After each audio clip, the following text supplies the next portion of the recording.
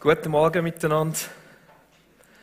Ich weiß nicht, wer von euch alles das Visionsstatement von der GVC auswendig kann. Ich mache jetzt keinen Test. Aber etwas, was drin steht in dieser Vision, die wir haben, ist, dass wir sehen möchten, wie Menschen aufblühen. Dass Menschen in ihrer Beziehung mit Gott können aufblühen. Und ich glaube, das ist etwas, wo man wahrscheinlich gut so sagen kann, das sehnt sich wahrscheinlich alle von uns ein Stück weit danach. Das ist etwas, wo wir alle uns wünschen, dass wir aufblühen können. Und doch ist es manchmal auch noch schwierig zu sagen, ja, was heisst denn das genau? Was heisst das, können aufblühen? Und ich habe mich ein bisschen mit dem auseinandergesetzt und ich glaube, dass es im Endeffekt darum geht, hineinzuwachsen in das, was Gott für dich persönlich hat.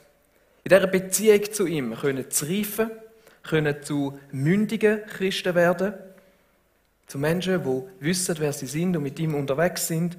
Und was wir sehen, in der Bibel wird das sehr oft ein Stück weit auch beschrieben als Jesus ähnlicher werden. Immer mehr werden so, wie Jesus das war. Der Paulus hat das den Epheser geschrieben und wir tauchen gerade in die Bibelstelle ein, wo er das macht. Das ist im Epheser 4, 13 bis 15. Und das ist ein Ausschnitt aus einem etwas längeren Text, wo es um die Thematik geht, die es heute Morgen geht. Aber wir steigen einfach mal bei dem ein. Das soll dazu führen, dass wir alle in unserem Glauben und in unserer Kenntnis von Gottes Sohn zur vollen Einheit gelangen und dass wir eine Reife erreichen, deren Maßstab Christus selbst ist, in seiner ganzen Fülle. Denn wir sollen keine unmündigen Kinder mehr sein. Wir dürfen uns nicht mehr durch jede beliebige Lehre vom Kurs abbringen lassen, wie ein Schiff, das von Wind und Wellen hin und her geworfen wird. Und wir dürfen uns nicht mehr auf die Täuschungsmanöver betrügerischer Menschen hereinfallen, die uns mit ihrem falschen Spiel in die Irre führen wollen. Stattdessen sollen wir in einem Geist der Liebe an der Wahrheit festhalten, damit wir im Glauben wachsen und in jeder Hinsicht mehr und mehr dem ähnlich werden, der das Haupt ist, Christus.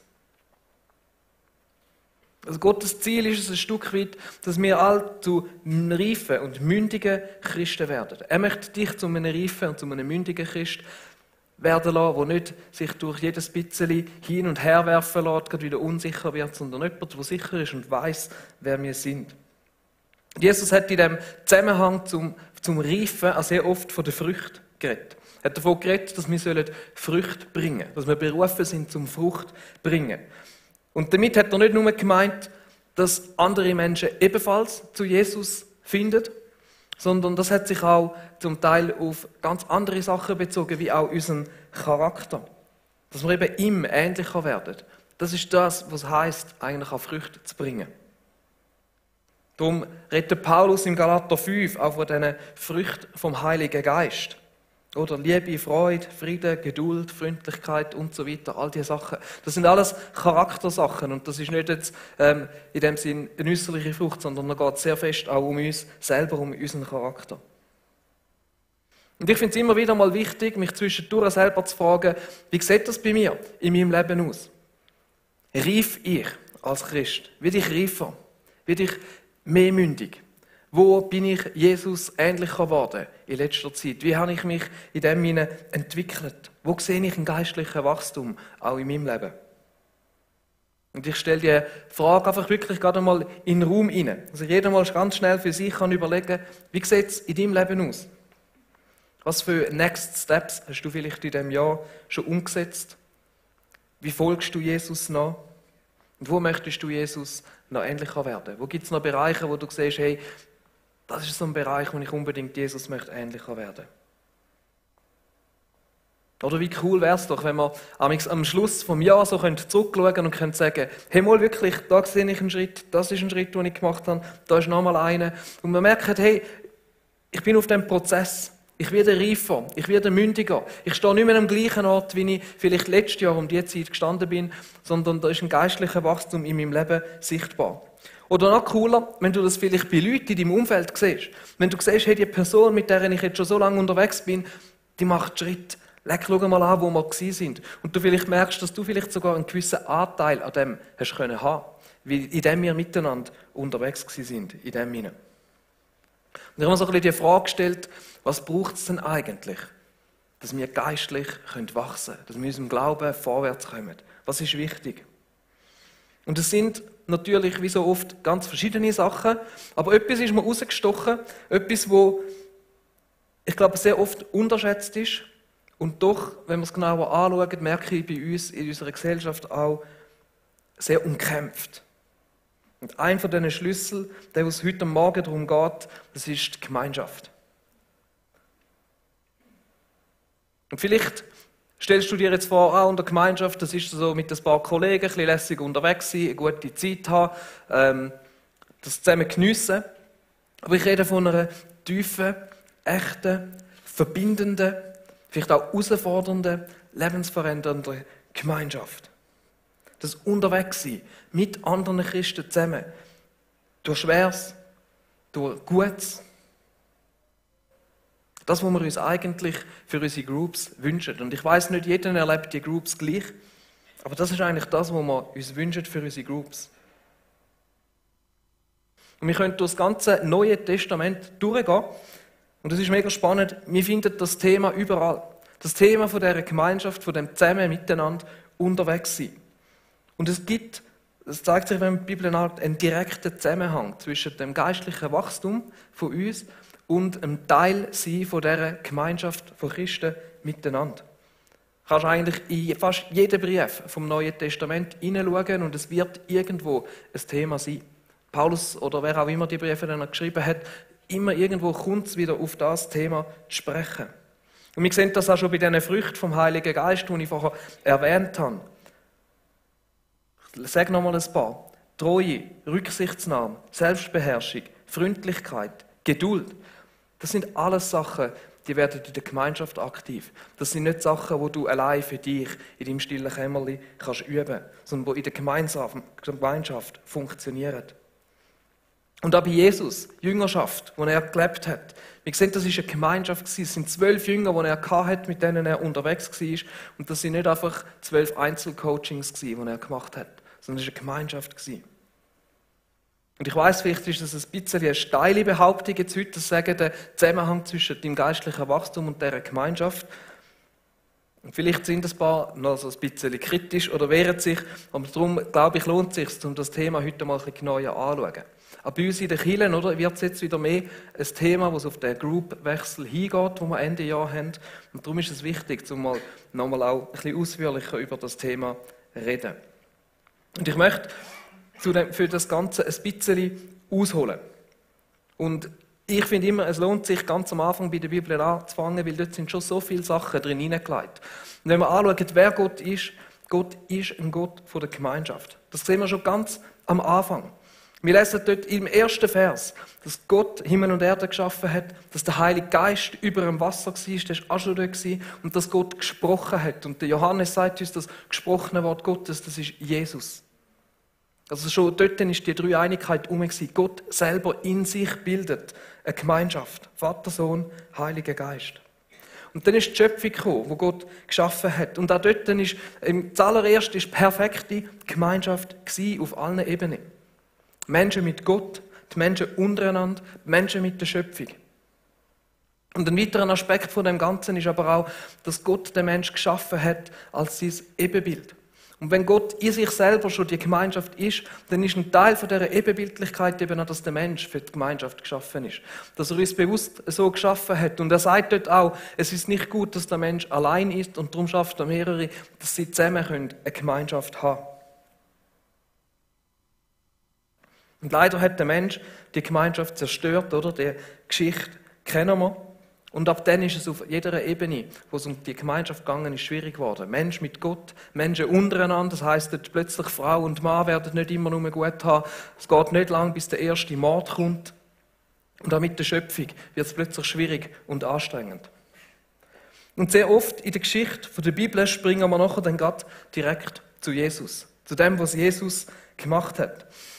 Aber wenn wir anschauen, was die Bibel für eine Geschichte entfaltet, dann sehen wir, das ist eine Geschichte, wo ja zum einen Gott die Beziehung zwischen sich und den Menschen versucht wiederherzustellen Aber es ist auch immer eine Geschichte, wo es darum geht, wie der Mensch wieder in eine Gemeinschaft finden, in ein Zusammenleben, so wie es sich Gott vorgestellt hat, so wie es ursprünglich gedacht war. Wir sehen das bei den 10 Geboten, wo es sehr oft um das geht, bei den verschiedenen Königen, beim Gesetz, Propheten, die sehr oft dort die Sachen angeprangert haben und gesagt haben, hey, das ist nicht die Art und Weise, wie wir miteinander unterwegs sein, wie wir zusammenleben sollen. Und dann ist das Kreuz gekommen, und ich gehe da schnell über zu dem Kreuz. Und das Kreuz hat die 2 Dimensionen.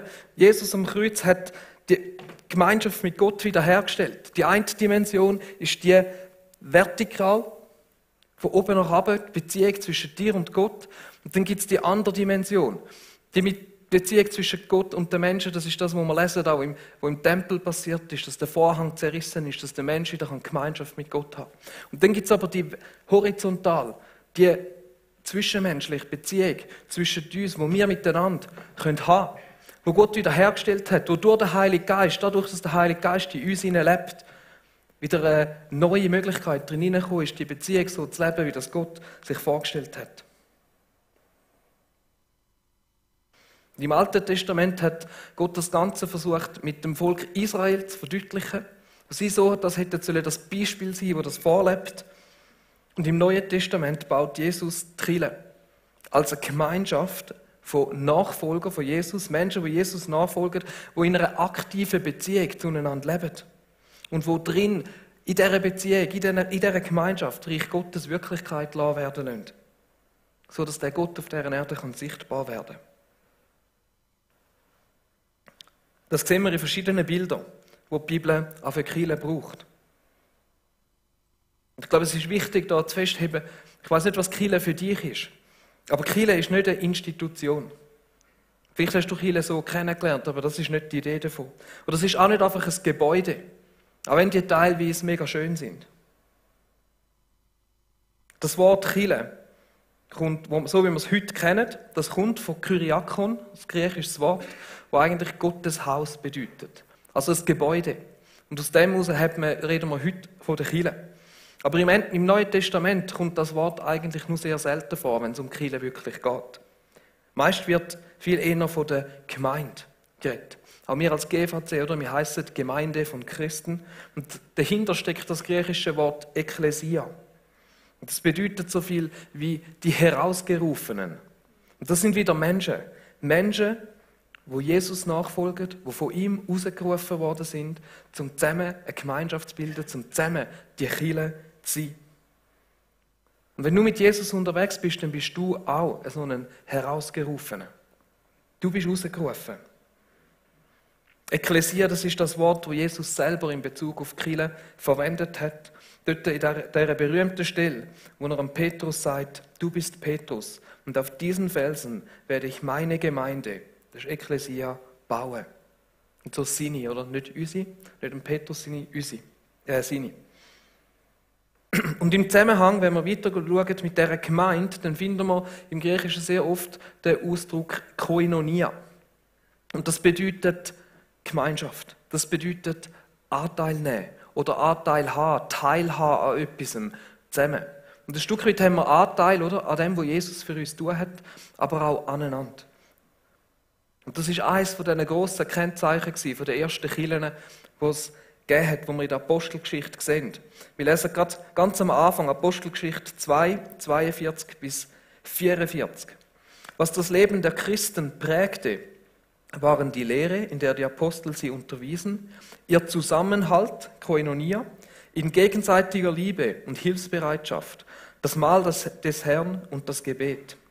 Jedermann in Jerusalem war von einer tiefen Ehrfurcht vor Gott ergriffen und durch die Apostel geschahen zahlreiche Wunder und viele außergewöhnliche Dinge.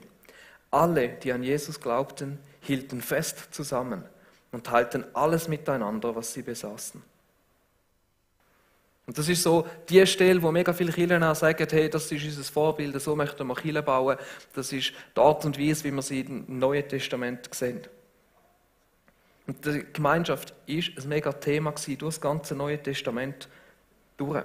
Eben, wie vorher schon gesagt, in fast jedem Brief begegnest du grösseren Abschnitt, wo es um genau das Thema geht.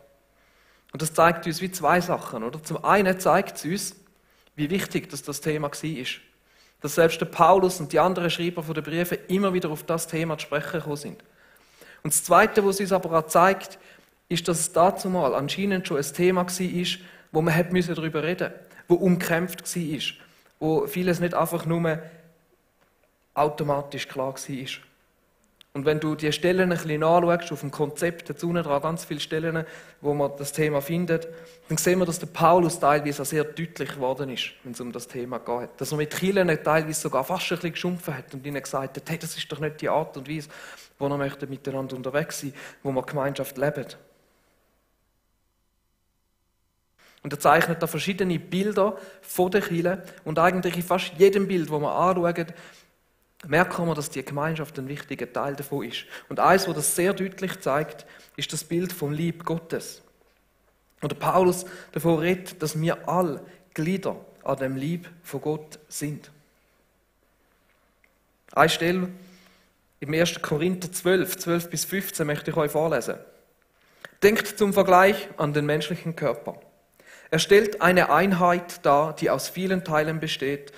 Oder andersherum betrachtet, er setzt sich aus vielen Teilen zusammen, die alle miteinander ein zusammenhängendes Ganzes bilden. Genauso ist es bei Christus. Denn wir alle, ob Juden oder Nichtjuden, Sklaven oder Freie, Schweizer oder Deutsche, wir sind mit demselben Geist getauft worden und haben von derselben Quelle, dem Geist Gottes, zu trinken bekommen. Und dadurch sind wir alle zu einem Leib geworden. Und wie jeder Körper besteht dieser Leib aus vielen Teilen, nicht nur aus einem. Wenn der Fuß behaupten würde, weil ich nicht die Hand bin, gehöre ich nicht zum Körper, würde er trotzdem nicht aufhören, ein Teil des Körpers zu sein. Und dann geht es weiter, es lohnt sich das ganze Kapitel mal zu lesen, dann geht es weiter, wo er sagt, wie die unterschiedlichen Teile eben einander brauchen. Wie sie füreinander da sein müssen. Dass sie nicht einfach sagen können, ich habe nichts mit den anderen zu tun. Weil sie eine Gemeinschaft bilden, weil sie zusammen der Lieb sind, die füreinander sorgen und füreinander da sein sollen. Und Gott hat dich ganz bewusst in die Gemeinschaft hineingestellt. Du bist ein Teil an dem Lieb. Wenn du Jesus nachfolgst und der Heilige Geist in dir drin lebt, dann bist du automatisch durch das ein Teil von dem Lieb geworden. Und die Entscheidung ist nicht, bin ich ein Teil von dem oder nicht. Die Entscheidung die ist wie gegeben. Du bist ein Teil von dem Lieb. Die einzige Entscheidung, die du fällen kannst, ist, bin ich ein aktiver Teil von dem Lieb oder nicht. Und es lohnt sich, über das mal ganz kurz sich Gedanken zu machen. Und die Gemeinschaft, der Lieb Gottes, in dem hinein passiert Reich Gottes. Das ist dort, wo Gott Wirklichkeit möchte werden. Durch die Gemeinschaft möchte Gott auf dieser Erde sichtbar werden. Und wir lesen davon, dass Jesus das Haupt ist und dass wir den Körper zusammen bilden. Und ich stelle mir das so vor, nicht jetzt einfach nur wir, die GVC Zürich-Oberland, sondern eigentlich die Gesamtheit von allen Kirchen weltweit. Wir bilden Gottes Körper, der Lieb auf dieser Welt. Wo Jesus Haupt ist und wir Hände und Füße und all die verschiedenen Teile, die es dazu braucht. Und jedes einzelne von uns ist ein Teil. Und in dieser Gemeinschaft hinein möchte Jesus, dass wir zu reifen, mündigen Christen anwachsen, die ihm ähnlicher werden. Dass eben auf dieser Welt, dass der Lieb wirklich ihm auch ähnlich sieht. Und das passiert in der Art und Weise, wie wir miteinander umgehen. Im Johannes 13,35 sagt Jesus, an eurer Liebe zueinander werden alle erkennen, dass ihr meine Jünger seid. Am Miteinander, wie wir miteinander umgehen. Durch das wird Jesus auf dieser Welt sichtbar, nimmt der Lieb Gestalt an. Und nicht durch die schönen Gebäude, wo Kirchen sind, sondern durch die Menschen, die eben ein Teil von dem sind. Und wir können jetzt wie zwei Sachen festheben, oder? Die ich nochmal schnell betonen möchte. Das erste ist, Kirche gibt es nicht ohne Gemeinschaft. Das finden wir nicht in der Bibel. Gemeinschaft ist ein Teil von der DNA der Kirche. Es gehört zusammen. Und in dieser Gemeinschaft möchte Gott, dass wir reifen, dass wir zu mündigen Christen werden, dass wir wachsen und Jesus ähnlicher werden.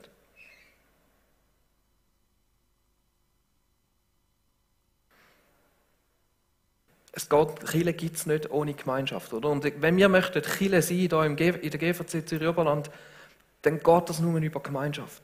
Es lässt uns keine andere Option. Gemeinschaft ist der Schlüssel, das Herzstück von dem.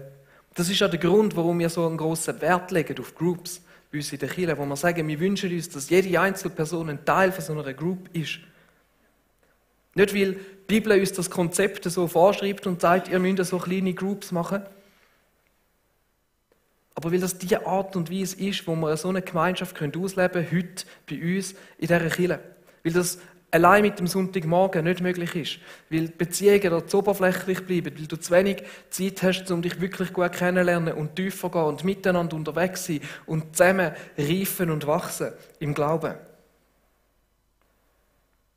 Und ihr könnt weltweit herumschauen, in jeder Art von Kirche. Es gibt immer irgendwo die verbindliche Art von Gemeinschaft.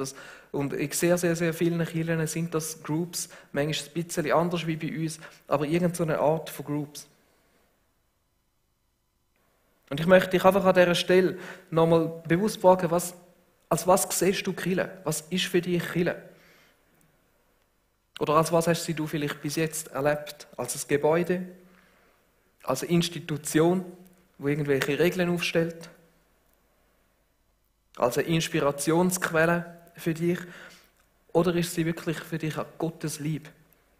Die Gemeinde, wo durch die Gemeinschaft zusammengehebt wird, wo du ein Teil davon bist.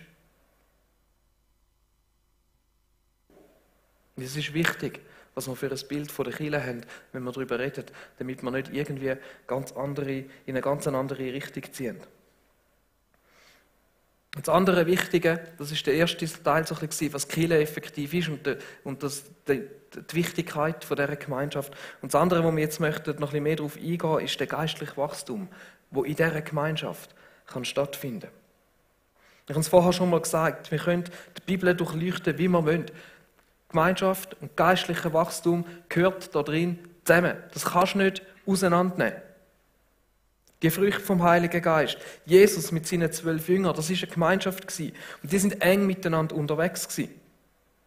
Und auch bei denen ist es nicht immer nur Friede, Freude, Eierkuchen gewesen. Da hat es sich gerieben. Die haben einmal gestritten, die sind einmal nicht gleicher Meinung gewesen. Die haben einmal Fehler gemacht. Und Jesus ist wieder gekommen und hat ihnen geholfen und gezeigt, wie das laufen soll. Und es gibt eine so eine Begebenheit, die uns überliefert ist, wo sie sich darum gestritten haben, wer von ihnen das es jetzt echt schon am besten geschnallt hat, wer schon am weitesten ist, wer am nächsten oder am ähnlichsten wie Jesus ist. Und die Reaktion von Jesus auf das war, dass er ihnen gesagt hat, lässt das in Markus 10, wer unter euch groß werden will, soll den anderen dienen. Wer unter euch der Erste sein will, soll zum Dienst an allen bereit sein. Denn auch der Menschensohn ist nicht gekommen, um sich dienen zu lassen, sondern um zu dienen und sein Leben als Lösegeld für viele hinzugeben. Und ich glaube, genau das ist im Endeffekt das Geheimnis, wenn es um geistliches Wachstum geht, wenn es um zusammen vorwärts geht. Es ist das so umgekehrte Prinzip, kann man sagen, wo Jesus an verschiedensten Stellen immer wieder uns versucht hat beibringen und sagen, es ist anders, als es die Welt sieht. Es ist genau umgekehrt. Nicht der am besten ist, nicht der sich am meisten erreicht hat oder am meisten angesehen ist, sondern der sich am kleinsten macht. Und er gesagt hat, Wachstum passiert nicht durch einen Aufstieg, sondern eigentlich durch einen Abstieg.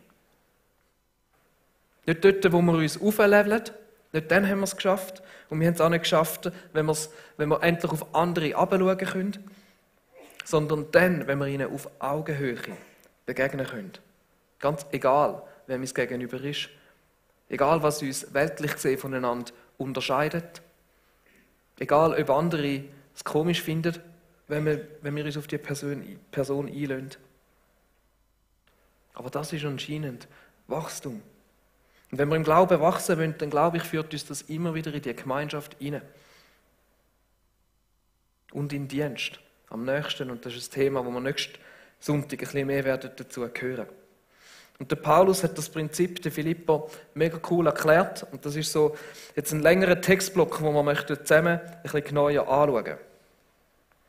Er hat ihnen zuerst eigentlich gesagt, wie denn die Gemeinschaft aussieht. Und nachher ist er darauf eingegangen, was für eine Haltung oder eben was für eine Einstellung nötig ist, dass das möglich werden kann. Und die Bibel dabei haben, die können aufschlagen in Philipper 2. Der Text ist aber auch da vorne. Der fängt an mit einer rhetorischen Frage. Nicht wahr? Es ist euch wichtig, einander im Namen von Christus zu ermutigen. Es ist euch wichtig, euch gegenseitig mit seiner Liebe zu trösten, durch den Heiligen Geist Gemeinschaft miteinander zu haben und einander tiefes Mitgefühl und Erbarmen entgegenzubringen. Das ist so die Frage, wo er wie sagt, gell, wir haben doch die gleiche Basis.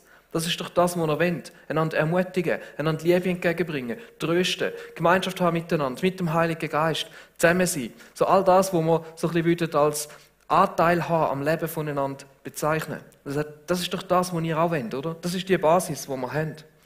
Und dann leitet er los und geht weiter, was denn das effektiv bedeutet.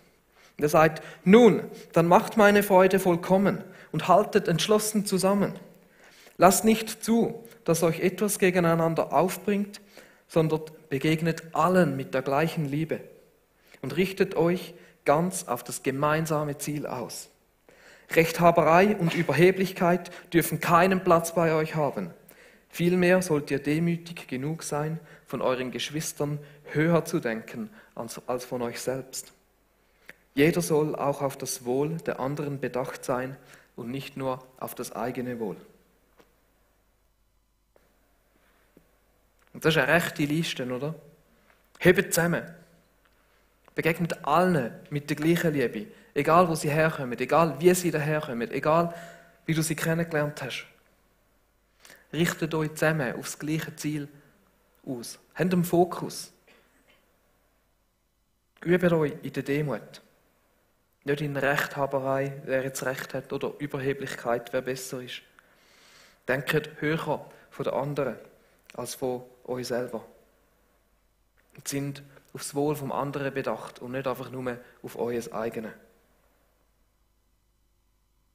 Und es sind so zwei Sachen, die das in mir so ein bisschen ausgelöst hat. Das eine ist, hey, für so eine Gemeinschaft möchte ich ein Teil sein. Das ist Ermutigung. Das ist Liebe, das ist Annahme. Das ist Stärkung. Ja, in so einer Gemeinschaft kann ich wachsen, komme ich vorwärts. Und von so einer Gemeinschaft möchte ich ein Teil sein. Und das Zweite aber auch, es fordert mich enorm raus.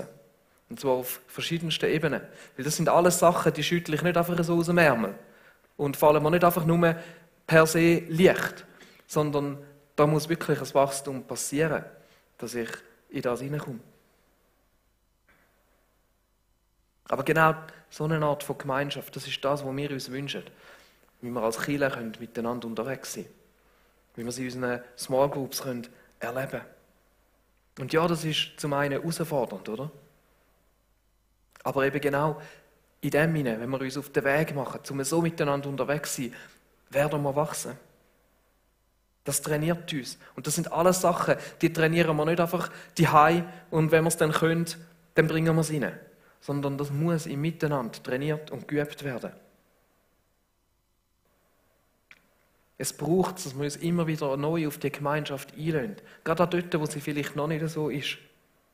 Dass wir uns voneinander herausfordern lassen und sagen, hey ja, an diesem Teil, in diesem Punkt möchte ich wachsen.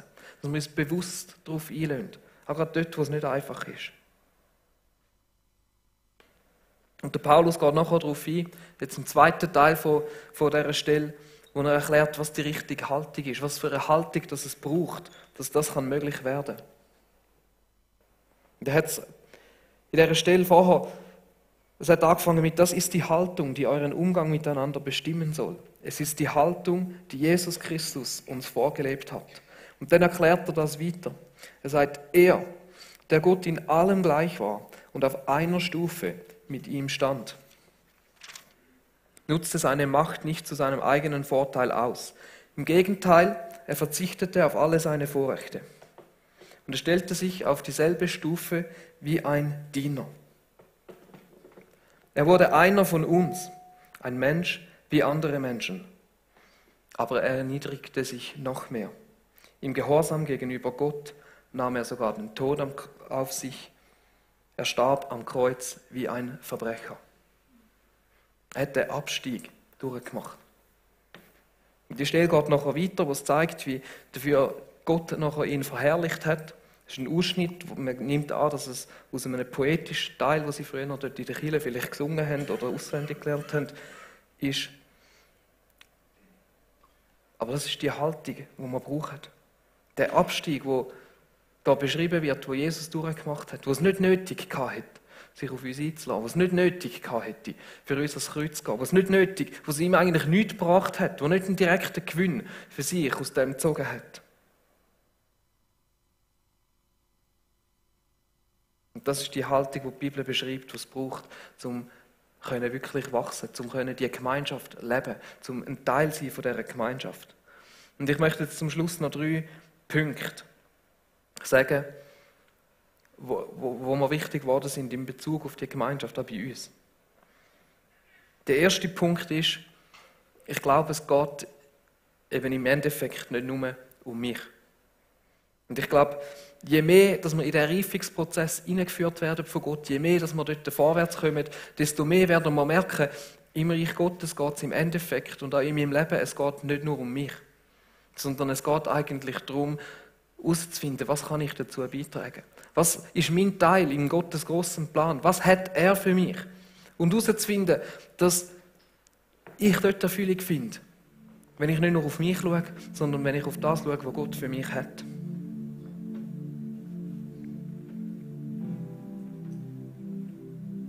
Und die Frage ist, was ist deine Haltung auch gegenüber der Gemeinschaft, die wir hier in der Kirche möchten haben, unseren Groups? Geht es in erster Linie darum, was du davon profitierst? Was es dir bringt? Oder bist du auch einfach bereit, dich darauf einzulassen, in die Gemeinschaft hineinzugeben, weil es vielleicht andere brauchen? Und ich bin überzeugt, wenn du das machst, du wirst wachsen in dem. Und wenn du das Gefühl hast, du gibst nur. Steffi und ich, wir investieren uns schon seit über 10 Jahren in Small Groups, wo wir meistens die Leiter sind, wo wir meistens mit Leuten unterwegs sind, die einiges jünger sind als wir. Aber wir wachsen in dem. Es ist nicht so, dass wir nur geben. Wir wachsen durch das Unterwegssein mit ihnen. Und ich begegne manchmal auch Menschen, die sagen, ja, weisst, ich brauche das nicht so, das ist halt nicht so meine Art und Weise, wenn ich mit Gott unterwegs bin. Aber hast du vielleicht auch schon mal überlegt, ob vielleicht andere dich brauchen, als ein Teil dieser Gemeinschaft, ob sie von dir lernen können? Weil Gott hat dich hineinberufen in diese Gemeinschaft. Und ich bin überzeugt, dass, egal ob das deine Art ist oder nicht, dass du in dem hinein wachsen kannst. Der zweite Punkt ist, Gemeinschaft heisst, einander wirklich auf Augenhöhe begegnen. Jesus hat sich nie nur mit denen auseinandergesetzt oder abgegeben, die ihm so quasi ebenbürtig waren. Er hat sich auch auf die eingeladen, wo sich andere nicht einmal wollen, etwas mit ihnen zu tun haben, wo sie nicht einmal wollen, mit ihnen gesehen werden. Er hat keinen Unterschied gemacht, ob jemand stark oder schwach ist, ob jemand reich oder arm ist, ob jemand gesellschaftlich angesehen ist oder nicht, ob jemand komisch ist oder mega cool. Und es ist lustig, wir sehen, dass die Bibel teilweise auch, gerade in den Briefen, redet von den sogenannten Starken, aber auch von den Schwachen. Und ich glaube, wir müssen das gar nicht so groß unterteilen, weil je nachdem wahrscheinlich in welchen Bereich das wir anschauen, gehören wir entweder zu den einen oder zu den anderen. Aber es kommt gar nicht darauf an, weil Gottes Gegenwart lebt in jedem Einzelnen von uns. Der Heilige Geist ist in jedem von uns. Und wenn der Heilige Geist in jemandem drin ist, dann kann ich von dieser Person etwas lernen. Dann kann mir die Person auf Augenhöhe begegnen. Oder dann ist es meine Aufgabe, dieser Person auf Augenhöhe zu begegnen. Das ist das, was uns Jesus vorgelebt hat. Das ist die Herausforderung an uns dort. Bist du bereit, dich auch auf die einzulassen? Oder vielleicht im ersten Moment das Gefühl hast, sie nicht auf Augenhöhe. Gerade wenn du dich zu denen zählst, wo vielleicht das Gefühl hast, mal im Allgemeinen gehöre ich zu den Stärkeren.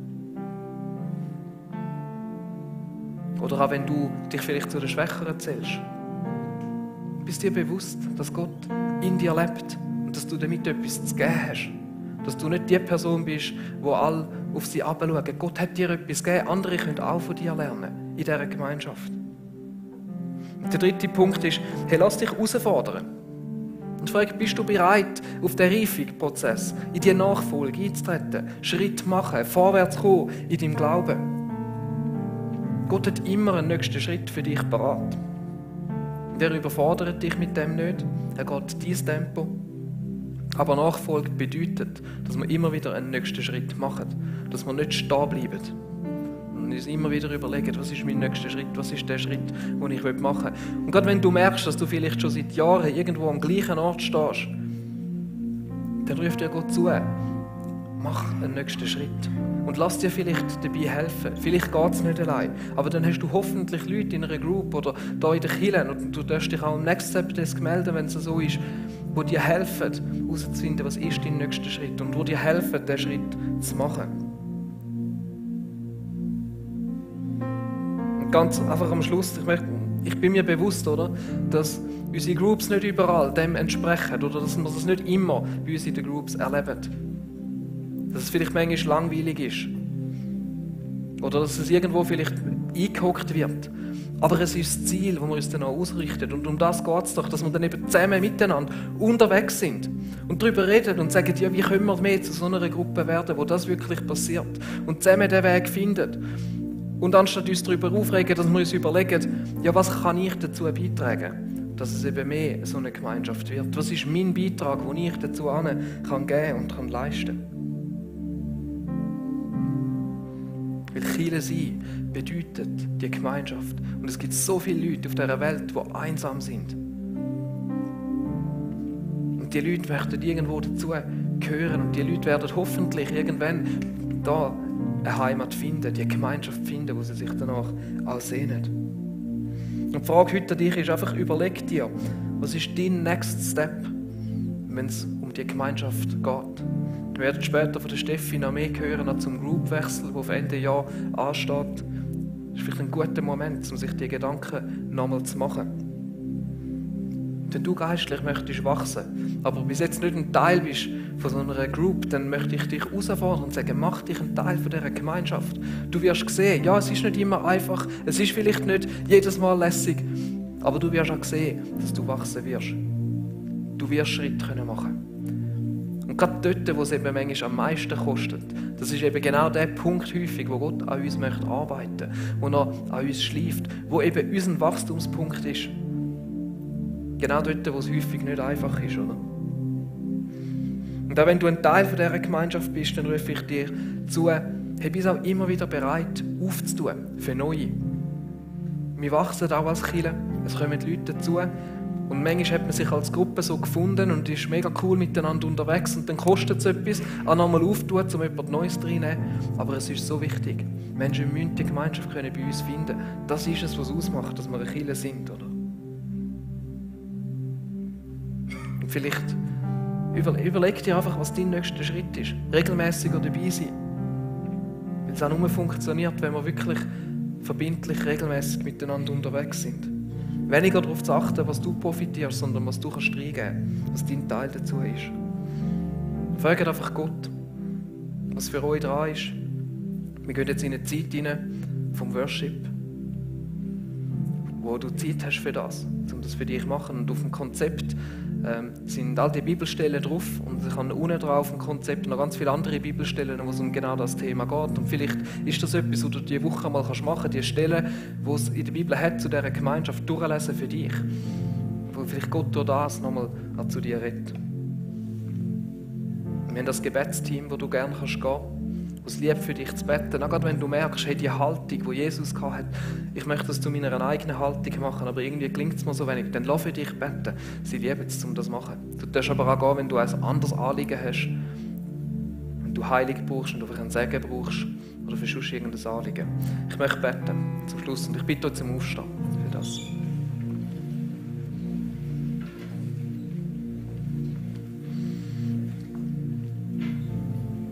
Lieber Gott, du bist ein Gott von der Gemeinschaft. Du hast uns geschaffen zu der Gemeinschaft. Du möchtest mit uns Gemeinschaft haben. Du möchtest, dass wir so eine Gemeinschaft miteinander haben können, dass du auf dieser Erde kannst sichtbar werden kannst, dass dein Reich dort passieren darf und wo wir drin aufblühen können und können wachsen und dir ähnlicher werden. Jesus, und ich bitte dich für jeden Einzelnen von uns, der vielleicht Gemeinschaft so unterschiedlich auch erlebt hat. Wir kommen alle aus verschiedenen Hintergründen, wir haben alle unterschiedliche Erfahrungen damit gemacht. Und ich bitte dich, dass wir uns nicht von dem aufhalten lassen, was war, sondern dass wir auf das schauen können, was soll sein, was kann werden, was du möchtest. Und dass wir für das gehen. Dass wir die Sachen, die waren, dir abgeben können, sagen, ja, Jesus, du weißt, dass ich das nicht mehr erleben möchte. Du weißt, dass ich dort verletzt worden bin. Und dass wir für sich schauen und können sagen, hey, ja, ich bin ein Teil von dem und ich gebe mich drin und ich schaue an, was ist mein Teil, den ich beitragen kann für die Gemeinschaft. Dass wir dein Lieb wirklich dürfen sein hier im Zürich Oberland. Ich bitte dich, dass du jetzt in dieser Zeit zu jedem Einzelnen einfach ganz persönlich redest. Dass du uns aufzeigst, was für jeden Einzelnen für uns dran ist. Amen.